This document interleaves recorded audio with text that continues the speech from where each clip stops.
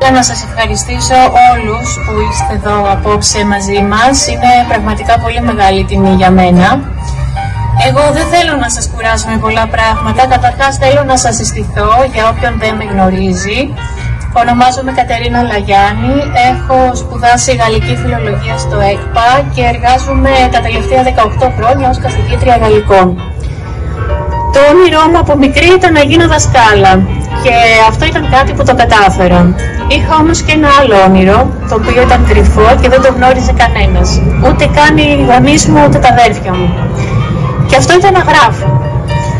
Ξεκίνησα να γράφω από 12 χρονών, από την πρώτη γυμνασίου, μικρές ιστορίες και διηγήματα που γνώρισαν μόνο οι πολύ κοντινές μου φίλες.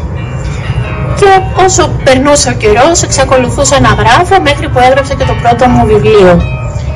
Και κάπως έτσι έφτασα στο περπάτημα της Άττης, θέλοντας μέσα από αυτές τις ιστορίες να μιλήσω για προβλήματα της σημερινής εποχής, που όπως καταλάβατε αναφέρονται πολλά από αυτά, όπως είναι οι εξαρτήσεις, όπως είναι το μίσος, η εκδίκηση, προβλήματα οικογενειακά και πολλά άλλα.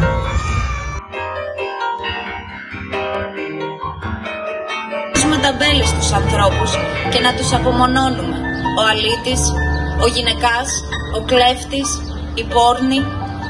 Κανένας μας όμως δεν σκέφτεται ότι ακόμα και ο χειρότερος άνθρωπος έχει ανάγκη από την αποδοχή μας.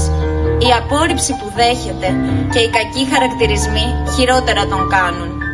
Γιατί σίγουρα υπάρχουν αίτια για όλα αυτά.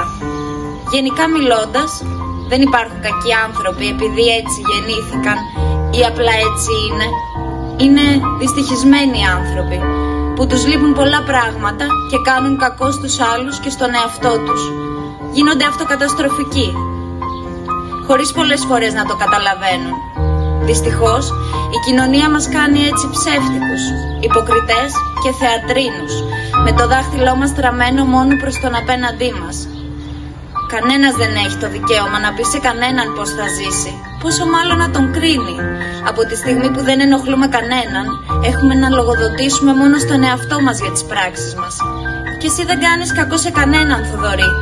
Δεν έχεις να ντρέπεσαι για κάτι. Μόνο στον εαυτό σου. Και αυτό με τις ουσίες. Όμως δεν βλάπτεις κάποιον.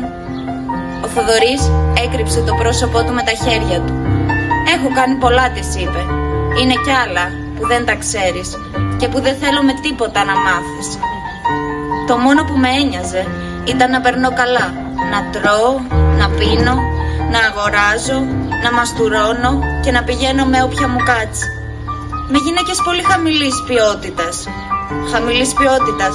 Το λέω λες και η δική μου η ποιότητα είναι άριστη. Η Κασιανή γέλασε. Το χόρτο σε κάνει να λες πολλά, που μπορεί μετά να τα μετανιώσεις που μου τα είπες. Πολλοί με έχουν πει ανήθικο. Δεν είναι ωραίο να κρίνουμε τους άλλους.